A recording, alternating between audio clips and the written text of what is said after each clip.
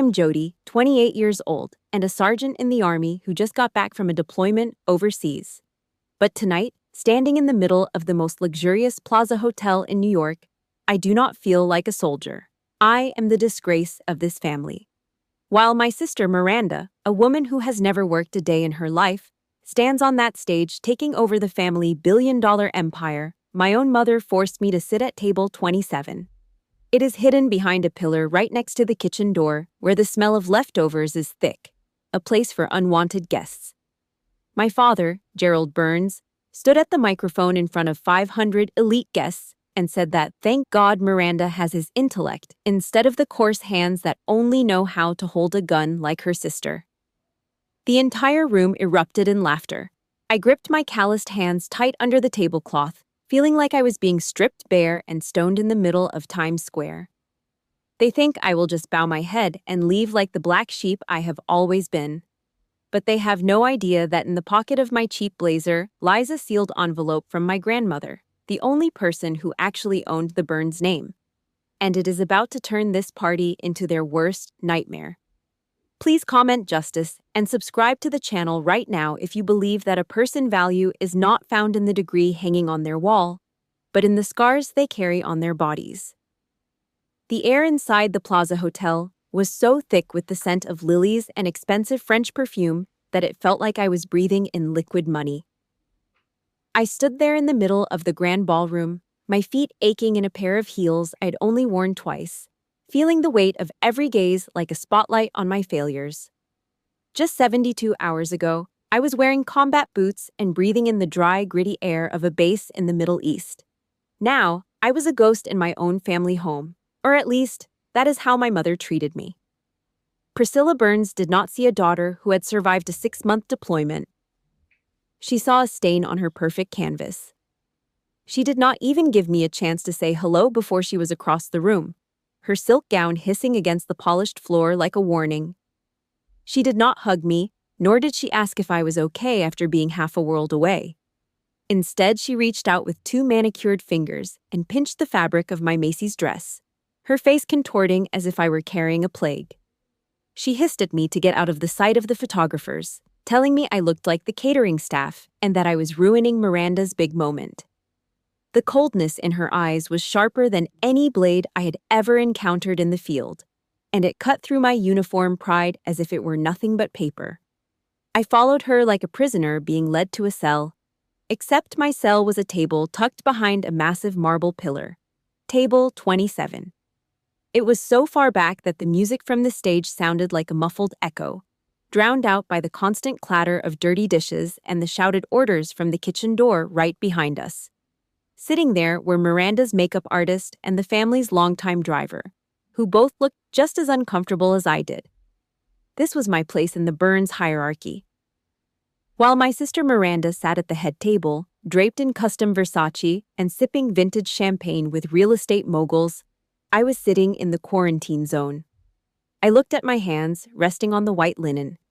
They were calloused, the knuckles scarred from training and labor, and my fingernails were trimmed short for work, not for show. I felt a lump of hot, stinging shame rise in my throat, a feeling I had thought I outran when I joined the Army. I'd spent years defending a country for people like this, only to be treated like an unwanted guest at my own family's celebration. I squeezed my eyes shut for a second, trying to find the discipline the military had taught me. But here, surrounded by the people who were supposed to love me, I felt more vulnerable than I ever had in a foxhole. The room went quiet as my father, Gerald Burns, stepped up to the microphone. He looked every bit the powerful patriarch, his suit probably costing more than my annual salary as a sergeant. He started talking about the future of the legacy, and for 10 minutes, he poured praise over Miranda. He called her the smartest person he knew, a Harvard graduate with the vision to lead Burns Properties into the next century. The applause was deafening, a roar of approval from the New York elite. But then, he paused. He looked toward the back of the room, toward the dark corner where I was hiding behind that pillar. He had that smirk on his face, the one he used right before he was about to break something. He told the crowd that while Miranda had his brains, they also had me. He thanked God that Miranda didn't end up with coarse hands that only knew how to pull a trigger, or a head that only understood how to sleep in a tent. He called me a meathead in front of 500 people, and the room erupted in laughter. It was not just a joke to them, it was a confirmation of what they all believed. I was the daughter who did not fit, the one who was only good for the things they found beneath them. The laughter felt like it was stripping the skin off my bones. My heart was hammering against my ribs, not with fear, but with a raw, jagged anger that I could not contain anymore. I stood up so fast that my chair skidded back and hit the floor with a loud crack that cut through the fading chuckles. I did not care who was watching. I did not care about the Burns reputation or the perfect evening my mother had spent months planning. I turned to walk away, my vision blurred with tears of pure, unadulterated fury. I was done being their punchline, done being the shadow in the corner of their bright, fake lives. But as I reached the edge of the pillar, a hand caught my wrist. It was not the cruel grip of my mother or the dismissive touch of my father. It was firm, steady, and strangely familiar. I looked up to see Jonathan Ellis, the man who had been my grandmother Eleanor's private attorney for decades. He was the only person who had ever looked at me like I mattered during the long summers I spent at my grandmother's estate. He did not see a meathead, he saw a soldier. He leaned in and whispered for me not to leave, calling me Sergeant Burns with a level of respect that my own parents had never managed to muster. He told me that my grandmother had known this day would come, that she had seen exactly how they would treat me once she was gone. He pressed a heavy, cream-colored envelope into my hand, sealed with the old-fashioned red wax she always used. He told me it was my weapon. I looked at the seal, then back at the stage where my father was still smiling at his chosen heir. And for the first time in years, the crushing weight of their rejection started to lift, replaced by a cold, sharp focus that felt like home. As my fingers brushed against the thick, cream-colored envelope Jonathan had just pressed into my hand, the world around me seemed to blur into a haze of gold and white. The weight of the paper, the slight texture of the grain, it didn't feel like a legal document. It felt like a trigger. Suddenly, I wasn't standing in the middle of a Manhattan ballroom surrounded by people who viewed me as an inconvenience. The scent of lilies was replaced by the heavy, suffocating smell of old leather and expensive cigar smoke that always filled my father's private study. I was 7 years old again, sitting in a chair that felt far too big for me, my legs dangling several inches above the floor. My small hands were trembling as they held a book that felt like a heavy stone. On the pages, the letters weren't sitting still. They were dancing, mocking me, flipping upside down and swapping places as if they were playing a cruel game. I remember the heat rising in my cheeks as I tried to force my brain to make sense of the squiggles. I saw the word dog, but my mind whispered, God. I saw, but my mouth said was. Gerald Burns stood over me, his shadow stretching across the desk like a giant. I could feel his impatience radiating off him in waves, a cold pressure that made it even harder to breathe. When I stumbled over a simple sentence for the third time, the silence in the room snapped. He didn't offer a kind word or a helping hand. He snatched the book from my grip and threw it across the room where it hit the mahogany bookshelf with a dull thud. He asked me what was wrong with me, comparing me to my sister Miranda, who had been reading Shakespeare since she was 5. He turned to my mother, who was standing in the doorway with an expression of pure disappointment, and told her I was broken. He called me a meathead for the first time that day, a label that would become my name within the walls of our home for the next 2 decades. Growing up in the Burns household meant living in a house of mirrors where only one reflection was allowed to shine. Miranda was the golden child, the sun around which my parents' lives revolved. Every time she brought home an A or a trophy from a debate club, there were parties and expensive gifts, and her name was spoken with a reverence usually reserved for royalty. I was the shadow, the girl who struggled to pass basic English despite working 10 times harder than anyone else in my class. My mother didn't seek out tutors or specialists to understand why the words wouldn't stay still for me. To them, a learning disability wasn't a challenge to be overcome. It was a shameful secret that had to be hidden. They were terrified that their elite social circle would find out they had a daughter who couldn't read a menu at 7 years old. My mother used to say, with a sharp, mocking edge to her voice, that at least I was physically strong. She would joke to her friends that I was probably only fit to be a grunt in the army, a place where people only had to follow orders instead of using their brains. Those words settled into my bones like lead. I started to believe them, internalizing the idea that I was inherently less valuable because I didn't process the world through a textbook. I saw myself as a tool, a piece of equipment that was only useful when it was working and should be kept out of sight when it wasn't. When I turned 18, I did the one thing that no Manhattan socialite's daughter was ever supposed to do. I walked into a recruitment office and signed my life away to the Army. I wasn't searching for glory or some grand sense of patriotism at first. I was searching for an escape. I wanted to be in a place where the name Burns carried no weight and where nobody cared about my ability to recite poetry. I traded my silk sheets for a thin mattress and the suffocating silence of my home for the rhythmic, honest discipline of basic training. And in the middle of the mud and the sweat, something incredible happened. I found a world that was fair. The Army didn't care about my family's bank account or my struggle with spelling. They cared if I could strip a rifle in 30 seconds or if I could carry a 30-kilogram rucksack through a midnight marsh. When I hit the center of the target from 500 yards, my drill sergeant didn't sigh in disappointment. He told me I had a natural gift for focus. I realized that my dyslexia hadn't made me weak. It had forced me to develop a different kind of vision. Because I couldn't rely on the written word, I'd learned to read the environment. I could spot a tripwire in the grass or a slight shift in a person's posture long before anyone else noticed. I wasn't a meathead, I was a tactician. However, the person who saw this potential in me long before the Army did was my grandmother, Eleanor. While my parents were busy parading Miranda around at country clubs, Eleanor would call me into her private suite. She never gave me a book to read. Instead, she would spread out massive, complicated blueprints of the buildings my grandfather had built or intricate flowcharts of the family's international holdings. She told me to stop looking at the letters and start looking at the patterns. She taught me that while my father read a contract like a lawyer looking for a loophole, I should read it like a general looking at a battlefield. She would point to a structural diagram and ask me what I saw. And for the first time in my life, I didn't see dancing squiggles. I saw the flow of energy, the points of failure, and the hidden strengths that others missed because they were too busy reading the fine print. She would smile at me, a warm, genuine smile that was the only thing that kept me from breaking in that cold house. She told me that what my parents called a flaw was actually my greatest weapon. Standing here now, clutching the envelope she left for me, I realized she had spent my whole childhood training me for this very moment. My parents think they have pushed me into a corner at table 27, but they've actually just given me the best vantage point to see the cracks in their foundation. I know what it feels like to be told you aren't enough just because you don't fit into the box your family built for you. If you have ever been the black sheep or the one whose strengths were ignored, please hit the like button and comment the word strong below. I want to hear your stories of how you turned your supposed weaknesses into your greatest power.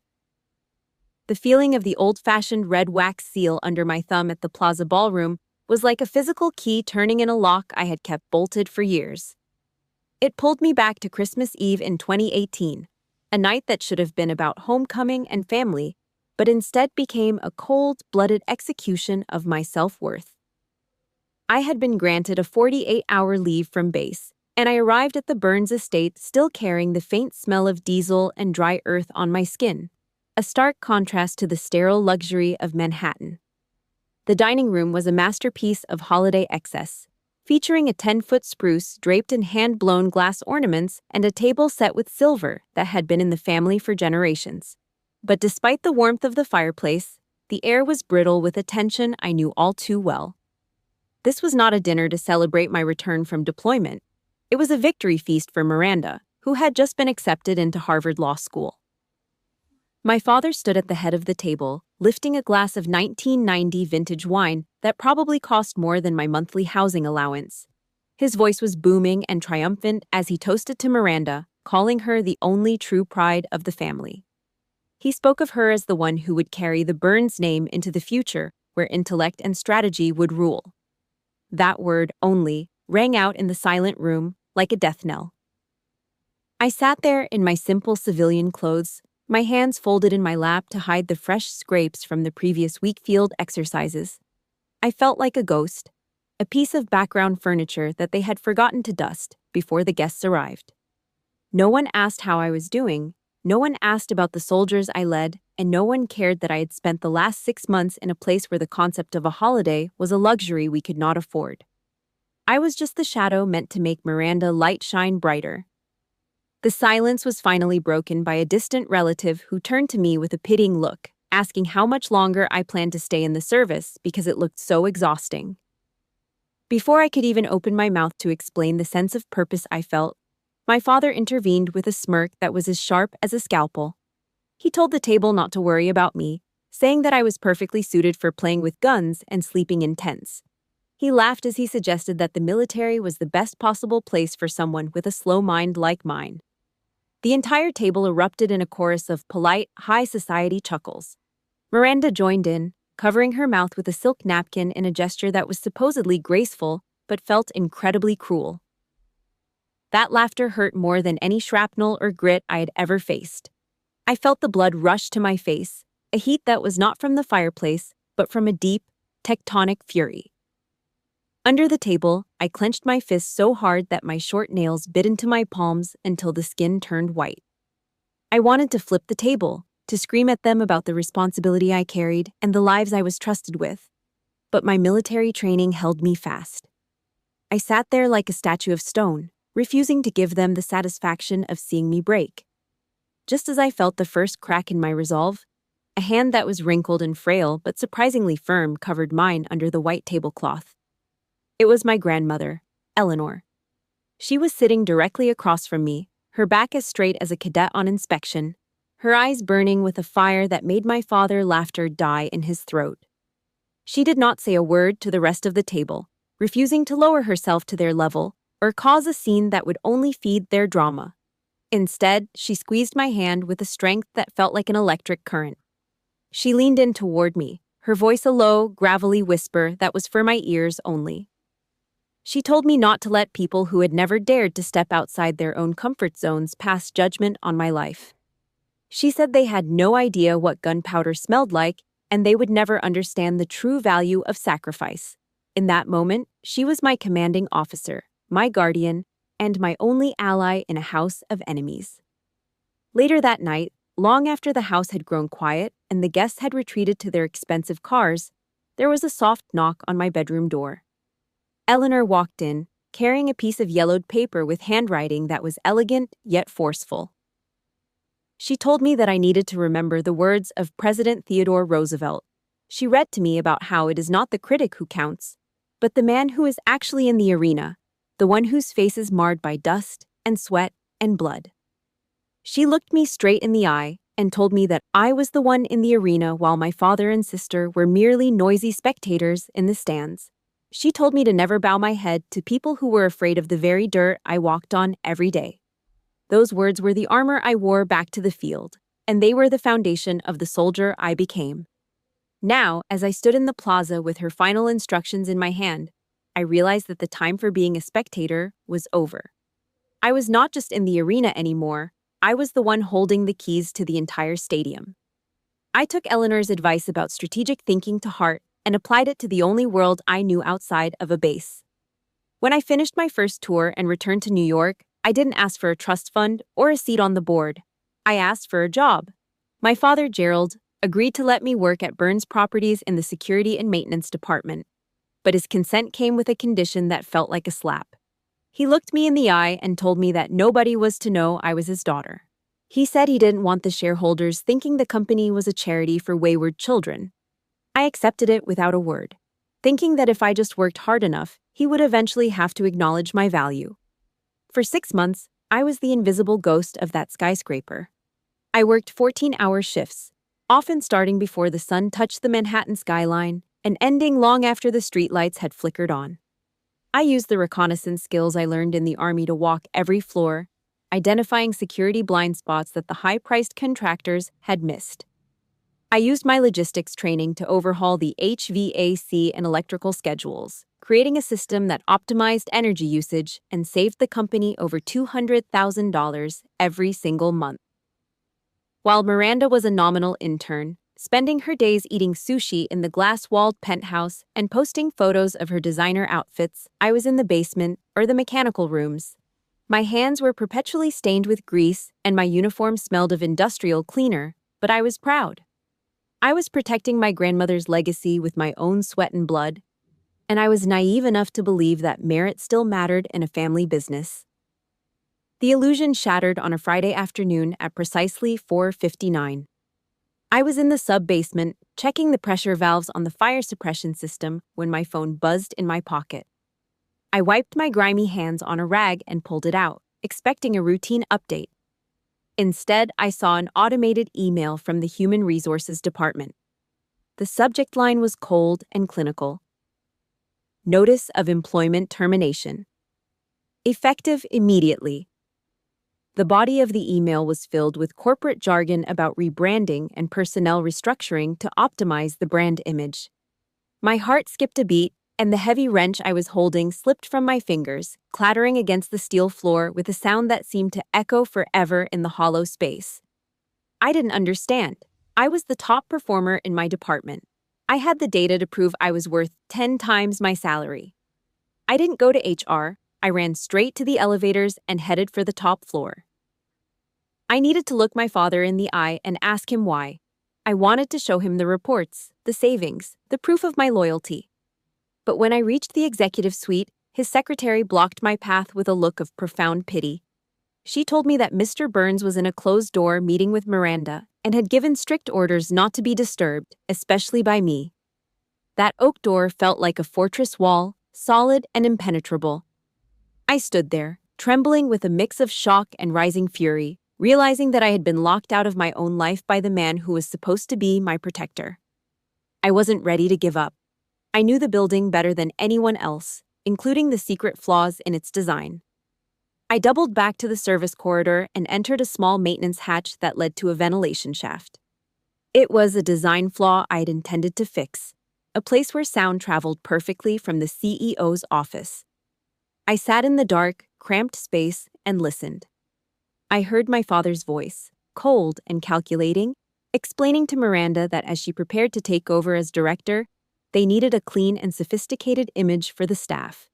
He told her that having a sister who looked like a grease monkey in a maintenance jumpsuit was a liability for the press. He said it was embarrassing to imagine a photographer catching the two of them together. Then I heard Miranda's high, melodic giggle. She said he was right and that my presence made her feel suffocated. She told him I belonged in the dirt, not in their world. I sat there in the dark, feeling like my chest was being crushed. I wasn't being fired for a lack of skill. I was being discarded because my hard work was an eyesore to their vanity. 5 minutes later, I climbed out of the shaft and was met by 2 security guards in the hallway. These were men I had trained, men I had taught how to properly secure a perimeter and defend themselves. They couldn't even look me in the eye. They told me they had orders from the top to revoke my access badges and escort me from the premises immediately. They stood over me like I was a common criminal while I packed my few belongings into a small cardboard box. I took my grandmother's photograph, my reserve uniform, and a chipped coffee mug. They marched me through the main lobby during the evening rush. Past colleagues who whispered and pointed at the disgraced worker being walked out of the building. The humiliation was a physical weight, heavier than any pack I had carried in the desert. They pushed me out onto the cold Manhattan sidewalk, and the heavy glass doors hissed shut behind me. There was no thank you for the hundreds of thousands of dollars I had saved them. There was no severance pay, no letter of recommendation, and not a single word from my father. I stood there on the curb, clutching my box of scraps, while the massive skyscraper bearing my own family name loomed over me like a silent, mocking giant.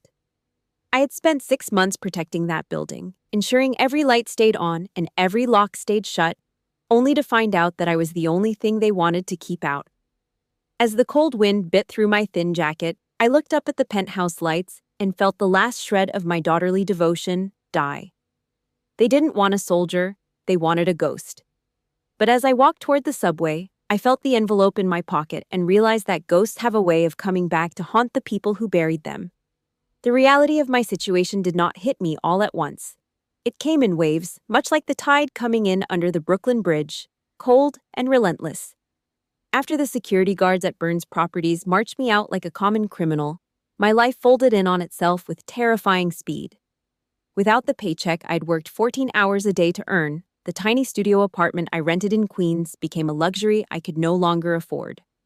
Within 3 weeks, I was packing the few things I owned into the back of my 2010 Ford F-150. I had spent my meager savings on a final month of food and enough gas to keep the engine turning. My truck, an old beast with more rust than paint, became my new barracks. I found a spot in a Walmart parking lot on the outskirts of the city, one of the few places where the security didn't immediately chase away people who looked like me. New York in April is a cruel place. The air still carries the biting edge of winter, and at night, the temperature drops until your breath turns into thick white plumes of smoke. I would crawl into my old military-grade sleeping bag in the back seat, curled into a tight ball to preserve every ounce of body heat. It was a bitter irony that sat in my stomach like lead. My family owned thousands of luxury apartments across Manhattan, half of them sitting empty as tax write-offs or investments for foreign billionaires. Yet here I was, a daughter of the Burns bloodline, sleeping in a rusted-out pickup truck. I spent my nights half awake, my hand resting near a heavy flashlight, jumping at every muffled footstep or car door slam, terrified of being robbed or worse. This was not the life I had spent years in a desert protecting. I was a sergeant in the United States Army, and I was homeless in the very city my father claimed to build. By the third night of living in the Ford, the hunger started to feel like a physical weight. I sat in the driver's seat under the flickering yellow glow of a street lamp, opening a can of Spam with a pocket knife. It was the kind of field ration I'd eaten 1,000 times in the dirt, but eating it here, in the heart of the most prosperous city on earth, felt different. It tasted of failure. To save the battery on my phone, I only turned it on for a few minutes a day. That night, I made the mistake of opening Instagram. The first thing that popped up was a story from Miranda. She was at the Plaza Hotel, the very place where the upcoming gala would be held. The video showed a long table covered in white silk, laden with lobster tails, mounds of black caviar, and crystal flutes filled with bubbling champagne. She was laughing, her hair perfectly coiffed, clinking glasses with a group of people who looked like they had never known a day of true struggle in their lives. Her caption read that life was so difficult when you had to choose between Dom Perignon and Moet, followed by a series of hashtags about being blessed and the Burns Empire. I sat there in the dark, the salty metallic taste of the canned meat in my mouth, and felt a tear escape and roll down my cheek. They were literally drinking bottles of wine that cost more than my entire truck was worth. This was not just a case of family favoritism anymore. It felt like a crime against my very existence. The sadness that had been weighing me down for weeks began to shift, hardening into something cold and sharp. I turned off the phone and threw it onto the passenger seat. I didn't want their blessings. I wanted the truth to be known. At 2 a.m, the sound of a heavy knuckle rapping against my window jolted me out of a shallow sleep. The blinding beam of a high-powered flashlight flooded the cabin, making me squint in pain. I saw the dark silhouette of an NYPD officer standing there, his hand resting instinctively on his holster. He shouted for me to get out of the vehicle. My military training kicked in immediately. I moved slowly, keeping my hands visible, and reached for my wallet to pull out my veteran ID card. I identified myself as Sergeant Jody Burns and told him I was just resting. When he saw the card and then looked at my disheveled hair and the sleeping bag stuffed in the back, his posture shifted. The aggression left his face, replaced by a look of profound pity that felt worse than a punch to the gut. He told me he didn't want to make things hard for a veteran, but the residents in the nearby condos had called in complaints about a homeless person living in a vehicle. He told me I had to move on. I didn't argue. I didn't tell him that my father's name was on half the buildings in this zip code. I just nodded, climbed back into the driver's seat, and started the engine. I drove through the empty, rain-slicked streets of New York, feeling like a ghost, wandering through a world that had no room for me. I wasn't a criminal, but the society I had served and the family I'd loved were both treating me like a piece of trash that needed to be swept away. I I eventually pulled over near the base of the Brooklyn Bridge. I sat there for a long time, watching the lights of the Manhattan skyline twinkle like diamonds. The Burns Tower stood tall among them, a glowing needle of glass and steel that mocked my current state. I thought back to Grandma Eleanor and the words she had shared with me about the man in the arena. I remembered her telling me that the glory belongs to the one whose face is marred by dust and sweat. I looked at myself in the rearview mirror. My eyes were sunken, surrounded by dark circles of exhaustion, and my skin was pale from the cold. But deep behind that fatigue, the fire of the soldier she had recognized was still burning.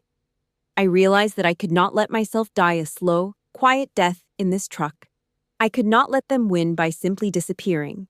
If they wanted to treat me like an enemy, then I would show them what a trained soldier could do when they had nothing left to lose.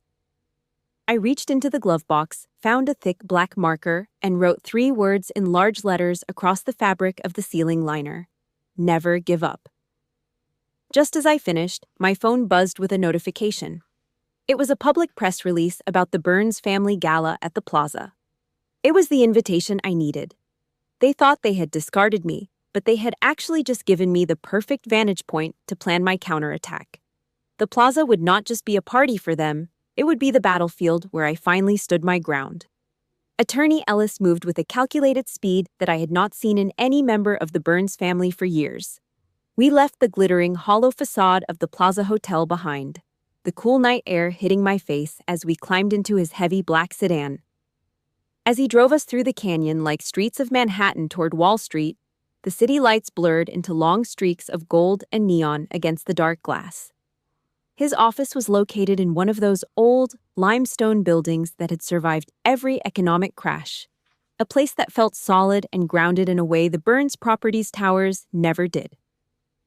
Inside, the air was heavy with the smell of leather-bound law books, aged paper, and a faint, sweet scent of lavender that instantly brought my grandmother Eleanor back to life in my mind. He locked the heavy oak door and pulled the heavy velvet curtains shut, creating a silent sanctuary in the middle of the city that never sleeps. He placed a finely carved oak box on his desk, a piece I recognized immediately from Eleanor's private suite. He told me that she had entrusted it to him on the very day she received her terminal diagnosis, with strict instructions that it was only to be opened when Gerald finally and publicly cast me out. As my fingers brushed against the cool, smooth wood, the lingering scent of her perfume made me feel like she was standing right there beside me, her hand on my shoulder. I lifted the lid and found a thick stack of legal documents resting on a bed of red velvet. The title on the first page read, Last Will and Testament, 2019. Revision. My heart hammered against my ribs as I looked at the numbers, but for the first time in my life, the letters did not dance or mock me. I saw exactly what Eleanor wanted me to see. The document clearly stated that while Gerald and Miranda were to inherit significant cash assets and Class B non-voting shares, 51% of the Class A voting shares were bequeathed directly to me, Jody Burns. I dropped the folder onto the desk, my breath hitching in my throat as I asked Ellis what this meant. He looked at me with a grim, triumphant smile and explained that Gerald believed he had inherited the entire empire, but Eleanor had played a deeper game. She knew that Gerald's ego and Miranda's vanity would eventually drive the company into the ground. She left them the money to keep them comfortable and quiet. But she gave me the keys to the kingdom. I was not just a shareholder, I was the majority owner with the power to remove the CEO. However, the realization of my new power was quickly overshadowed by a sense of dread. I knew my father would not go down without a fight, and he would surely claim that Eleanor was senile when she signed this. Ellis seemed to anticipate my fear and pointed to a small silver USB drive tucked into the corner of the box. He told me that Eleanor knew Gerald would try to dispute her will, so she left behind a smoking gun. When he plugged it into his computer and pressed play, the voice that filled the room was one I had known my entire life, but it sounded darker and more predatory than I had ever heard it before. It was a recording from 2018, the year Eleanor's health began to fail. I heard Gerald's voice, cold and sharp as a razor, demanding that she sign over the voting rights immediately. He threatened her, saying that if she did not comply, he would use his influence to have me sent to a psychiatric ward for my learning disabilities, or ensure I was dishonorably discharged from the military. He used my life and my career as a pawn to blackmail his own mother. I sat there in the silence of the office, hearing the sound of Eleanor sobbing as she finally agreed to sign the temporary papers he had forced on her. The fury that rose in me was unlike anything I had ever felt in a combat zone. It was a white-hot tectonic shift that incinerated every last shred of daughterly loyalty or hope for reconciliation. Gerald Burns was not just a neglectful father. He was a monster who had tortured the woman who built every brick of the empire he now stood upon. I found a final shaky note from Eleanor at the bottom of the box. She told me that this was her final battle and that she could not win it alone. She asked me to demand justice for both of us and told me to show no mercy to those who had mistaken kindness for weakness. I stood up from the chair, my shoulders squared and my chin held high, no longer the girl who had been sleeping in a rusted-out truck. I was a sergeant, a tactician, and now the rightful head of the Burns family. I turned to Ellis and asked him how much time we needed to legally call an emergency board meeting. He told me we needed 72 hours. I looked out the window at the glowing tower of the Burns building and told him that 72 hours was exactly enough time to prepare for a war. I am done being the victim of their secrets, and I know many of you have faced people who tried to use your love against you. If you are ready to stand up for yourself just like I am tonight, please hit the like button and comment the word justice. Let me know if you have ever found a secret that changed everything for you. I returned to my cramped 20-square-meter studio in Queens, but I did not see a rundown apartment. I saw a tactical command center. The time for mourning my homelessness or nursing my bruised ego was over. The 72-hour clock was ticking. I cleared the small coffee table and the floor, spreading out the complex organizational chart of Burns' properties like it was a topographical map of enemy territory. In the military, we are taught that knowing your enemy is half the victory. And for the first time, I looked at the board of directors not as my father's friends, but as strategic targets. I used a thick red marker to circle the names of the key players: Margaret Coleman, my grandmother's oldest friend and a woman who valued integrity above all else; Richard Holloway, the chief financial officer who had been sidelined and belittled by my father for years. They were my potential allies, the silent dissenters waiting for a leader to follow. I survived on black coffee and the cold, sharp focus that comes with being on the front lines. I was not drafting a plea for mercy. I was drafting an indictment. This time, my weapon was not a rifle, but the very corporate bylaws my father thought he controlled. The silence of my preparation was shattered by the shrill ring of my phone. It was Miranda. I put it on speaker, letting her voice fill the small room like a toxic fog. She sounded triumphant and utterly superior, mocking my meeting with Attorney Ellis and telling me that my efforts were useless. She boasted that our father had hired the most expensive legal team in New York and offered me a few $1,000s in charity if I would just sign a non-disclosure agreement and disappear forever. Her arrogance was nauseating, but as I listened to her rambling, I felt a strange sense of calm.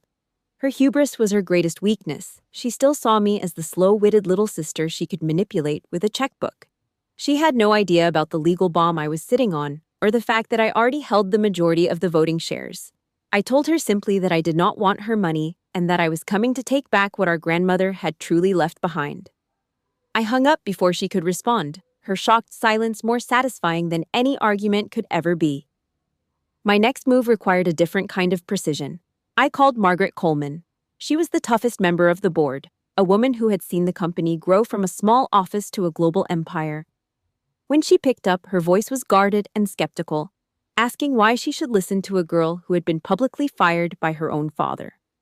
I took a deep breath, keeping my voice steady and professional, the way I would during a high-stakes briefing. I told her that she knew Eleanor Burns better than anyone and that Eleanor was never senile. I explained that Gerald was steering the company toward a massive iceberg and that I wasn't asking for her sympathy, but for a chance to present the truth. I told her that if she still believed I was unfit after the meeting on Monday morning, I would walk away and never look back. There was a long, heavy silence on the other end of the line. Then her voice softened, carrying a hint of nostalgia, as she told me I sounded exactly like Eleanor. She agreed to open the boardroom doors for me, telling me not to disappoint her. Monday morning arrived at 6 o'clock. I stood before the small cracked mirror in my bathroom, but I didn't see the disgraced daughter or the homeless veteran.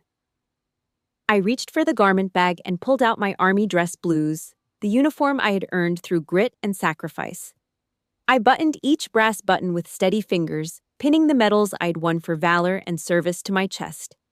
I pulled my hair back tight, exposing my face and the faint, jagged scar on my neck from a shrapnel wound I received a year ago.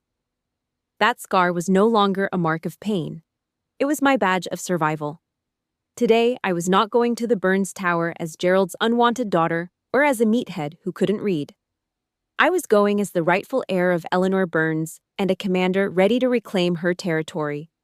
I looked at my reflection one last time, whispered to myself to get into the arena, and walked out the door with a focus that was absolute. The heavy oak doors of boardroom number 1 swung open with a resonance that seemed to vibrate through the very foundation of the Burns Properties headquarters.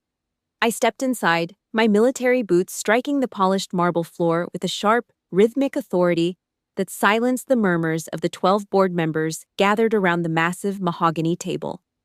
The room was a shrine to corporate excess, filled with the scent of expensive leather and the quiet hum of high-stakes power, but today the atmosphere was brittle. Gerald was seated at the head of the table in the chairman's chair, his posture radiating a smug sense of ownership, with Miranda perched beside him like a crown princess awaiting her coronation. The moment Gerald's eyes landed on me, dressed in my crisp army dress blues, with my medals catching the morning light, his face shifted from a triumphal grin to a mask of pure crimson rage. He slammed his palms onto the table and shouted for security, demanding they expel the intruder out immediately.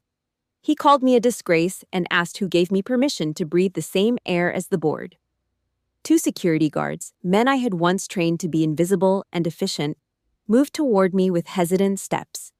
But before they could reach me, Margaret Coleman stood up at the far end of the table. Her voice was a sheet of ice as she signaled for the guards to stand down. She informed the room that she'd invited me and that, as a primary board member and Eleanor's closest confidant, she demanded that the board hear what I had to say. Gerald was momentarily silenced, his mouth hanging open as he realized the room's absolute authority was beginning to slip through his fingers. I walked straight to the head of the table, stopping directly opposite my father. I did not tremble, and I did not look away. I placed Eleanor's small oak box on the table between us with a deliberate click that sounded like a hammer cocking on a rifle. I addressed the board in a voice that was clear, steady, and carried the weight of a commander delivering a field report. I told them I was not there to ask for a job or to beg for a place at their table. I was there to execute the final will and testament of Eleanor Burns. Attorney Ellis stepped forward into the light of the boardroom, unfolding the 2019 legal documents that changed everything. As he read the provisions aloud, detailing the transfer of 51% of the Class A voting shares to my name, a collective gasp swept through the room. Miranda's composure shattered instantly. She shrieked that the documents were fakes and that I was nothing but a liar trying to steal what she had earned through her Harvard degree. Gerald jumped to his feet, his hands shaking as he pointed a finger at me, claiming that his mother had been senile and out of her mind when those papers were signed. He insisted the will was invalid and that he was still the master of this house. He looked at me with an expression of such concentrated hatred that it should have withered me. But he didn't realize he had just stepped directly into the trap Eleanor had spent years setting. I asked him if he truly believed she was senile, my voice dropping into a calm that was far more terrifying than his shouting. I told the board that if they wanted to see who had truly lost their mind, they should listen to the man they had trusted with their investments. I reached into the box and pulled out the small silver USB drive, plugging it into the boardroom's integrated audio system.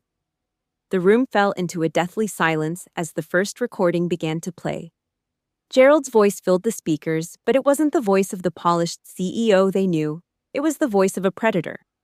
We all heard him berating Eleanor, his words laced with profanity and cruelty as he demanded she sign over her rights.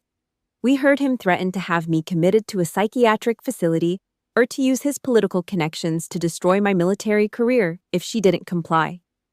The sound of my grandmother's quiet sobs and the scratching of her pen as she signed the temporary documents out of fear for my life echoed in the hollow space of the room. Gerald's face went from a heated red to a ghostly, translucent white as the recording played on. Miranda sat frozen, her hand over her mouth in a gesture of pure horror as the elite board members looked at Gerald like he was a monster they had accidentally invited into their homes. I turned off the recording and looked directly into my father's eyes, watching the man who had called me a failure and a meathead crumble before me. I reminded him of what he had always said about the Burns legacy, but then I shared the words of Roosevelt that Eleanor had used to save me. I told him that glory does not belong to the critic or the man who sits in the stands hurling insults. It belongs to the one in the arena whose face is marred by the very dust he walks on. I told him that today, his time in the arena had ended. Margaret Coleman did not hesitate. She stood up once more and called for an immediate vote of no confidence against CEO Gerald Burns. The tension in the room was so thick it felt like the air itself might snap. One by one, the hands began to rise around the mahogany table. First Margaret, then Richard Holloway, then the others who had spent years being stepped on by Gerald's ego. 9 hands went up. A clear majority. Gerald collapsed back into his leather chair, his eyes glazed and vacant as he watched the empire he had built on a foundation of lies and blackmail vanish in less than 10 minutes. Miranda began to cry, reaching for his arm, but he shoved her away in a final act of bitter selfishness. I didn't feel the need to shout or gloat. I simply stood at attention, my back straight and my heart finally at peace, and I rendered a crisp, military salute toward the empty chair at the end of the table where Eleanor used to sit. Justice had not been won with a gun or a battle, but with the simple, devastating power of the truth. I had won not because I was the smartest person in the room by their standards, but because I was the only one brave enough to stand in the arena when the lights went out. I walked out of the boardroom, and for the first time in my life, the air did not feel like it was pressing against my lungs. The heavy silence of the hallway was a stark contrast to the explosion of noise I had left behind. But before I could reach the elevator, my mother Priscilla rushed out after me. She had lost every bit of her Park Avenue poise. Her expensive mascara was running down her face in dark streaks, and her voice was shrill with a desperation I had never heard before. She grabbed the sleeve of my uniform, her fingers trembling as she asked me what I had done. She accused me of killing my father and asked how I could be so cruel to my own family.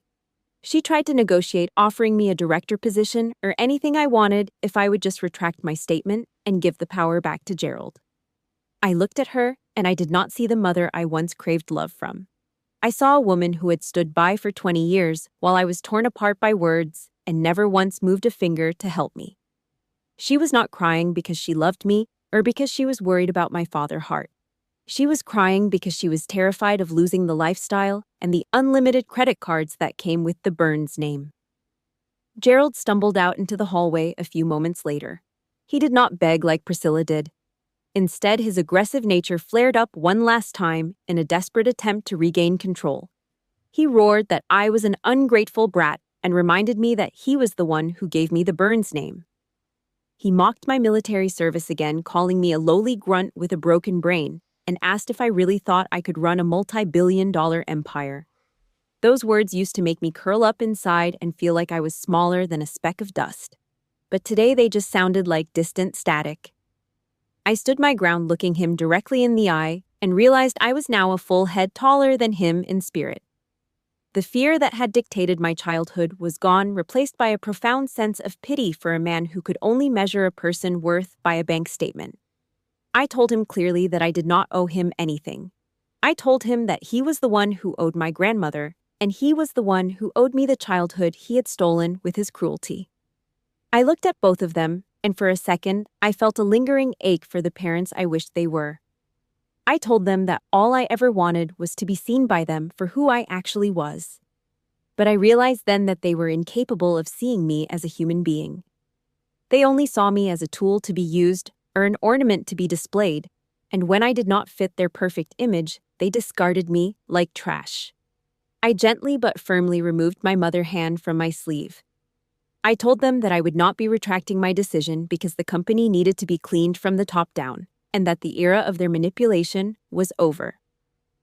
Then I delivered the final boundary, the one that would hurt them more than any loss of stock. I told them that I was resigning from being their daughter, effective immediately.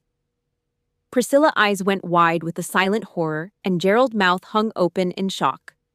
For people who cared so much about appearance, being rejected by the child they tried to destroy was the ultimate defeat. The elevator doors chimed and slid open behind me.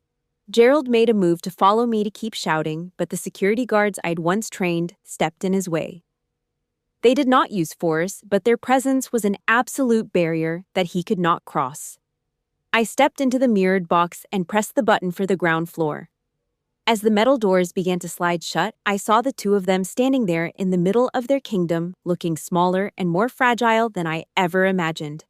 The sound of their yelling and the blame they were already starting to heap on each other cut off completely as the lift began its smooth descent. In the quiet space of that elevator, I caught my own reflection in the polished glass. A single tear rolled down my cheek, but it was not a tear of grief or regret. It was a tear of pure liberation. I had finally cut out the toxic growth that had been poisoning my life for nearly 3 decades. I was no longer a ghost or a disgrace or a meathead. I was finally free. 6 months have passed since the doors of that elevator at Burns Properties closed on the past, and New York finally feels like a place where I can breathe. The empire I fought for has undergone a radical transformation. But I am not sitting in the CEO chair. I spent years in the Army learning that true leadership means knowing your own limitations and surrounding yourself with the right experts. I hired a professional CEO, a man who understands that profit is hollow without the values of integrity and hard work that my grandmother Eleanor cherished. I took on the role of chairwoman and strategic advisor, ensuring the foundation of the family legacy is never again used as a weapon for ego. My parents, Gerald and Priscilla, have retreated to a quiet life in the suburbs, living on dividends that have been significantly reduced to reflect their lack of contribution. They were largely shunned by the Manhattan elite after the board meeting recordings became public knowledge, a fate they find harder to bear than the loss of power. As for Miranda, the sister who once stood as the sun in our family, she is working as a legal assistant for a small firm, learning for the first time in her life what it means to actually earn a living. She sent me a 10-page letter asking for forgiveness, and while I have read every word, I have not yet replied. True forgiveness takes time to grow from the ashes of betrayal, and I finally have the luxury of deciding when and if that door ever opens again. The wealth I inherited has not gone toward flashy penthouses or custom-made Italian sports cars. Instead, I established the Eleanor Foundation, an organization dedicated to providing permanent housing and comprehensive vocational training for homeless veterans. I never want another person who has worn the uniform of this country to feel the biting cold of an April night in a rusted-out truck. Every weekend, I set aside the corporate blazer and step back into my favorite jeans and an old t-shirt to work directly at our community centers. The people I help do not know me as a billionaire or the chairwoman of a real estate empire. They simply know me as Sergeant Jody. The firm handshakes from men and women who are finally finding their footing and the quiet smiles of gratitude I receive from them are worth more than any gala at the plaza could ever offer. I realize that the greatest legacy Eleanor left for me was not the skyscraper of glass and steel, but the deep sense of compassion and the unshakable responsibility to protect those who have been left behind. Early this morning, I stood on the pedestrian walkway of the Brooklyn Bridge as the first light of dawn began to spill over the horizon. The river wind was cold but refreshing, tugging at my short hair. And across the water, the Burns Tower began to sparkle like a diamond under the rising sun. It is no longer a symbol of my oppression or a monument to my father's vanity. It is a testament to my survival and the truth that finally came to light. I reached into my pocket and pulled out the small, faded photograph of my grandmother that I carried through the desert and through the dark nights in my truck. I whispered to the wind that I had not given up, and for the first time, I felt her presence beside me, no longer a memory of grief, but a source of eternal pride. I am no longer the lonely girl hiding behind marble pillars or the soldier looking for a family in a foxhole. I have found my own tribe, a community of loyal friends and brothers in arms. And most importantly, I have finally found the woman I was always meant to be. I often think back to a verse my army chaplain used to read to us during Sunday services about how the stone the builders rejected has become the cornerstone. My family spent 28 years trying to discard me, but in the end, I was the only one with the discipline and the strength to hold the entire structure together. I stood tall against the railing and raised my hand in a slow, solemn salute toward the city and the painful past that forged me into the commander I am today. My name is Jody Burns. I am a person who lives with dyslexia. I am a soldier, and I am the victor in the only arena that truly matters. My story as the outcast ends right here, but my real life, built on my own terms and by my own hands, is only just beginning. Jody's journey serves as a powerful reminder that our worth is never defined by the labels others place upon us. Whether it's a learning disability, a lack of traditional accolades, or the cold rejection of those who should love us most. These external judgments are merely noise. True value is forged in the arena of life, through the grit of hard work, the courage to stand for the truth, and the resilience to turn every setback into a stepping stone. Success isn't just about winning a corporate battle, it's about reclaiming your dignity and choosing a path of compassion over bitterness. We've all felt like the rejected stone at some point, ignored or underestimated by those around us. But as Jody proved, you have the power to become the cornerstone of your own life. We want to hear from you. Have you ever had to set a hard boundary to protect your peace? Or perhaps you've turned a perceived weakness into your greatest strength. Share your thoughts and personal stories in the comments below. Your experiences might provide the connection another person is searching for. Don't forget to like and subscribe to join our community of resilient souls.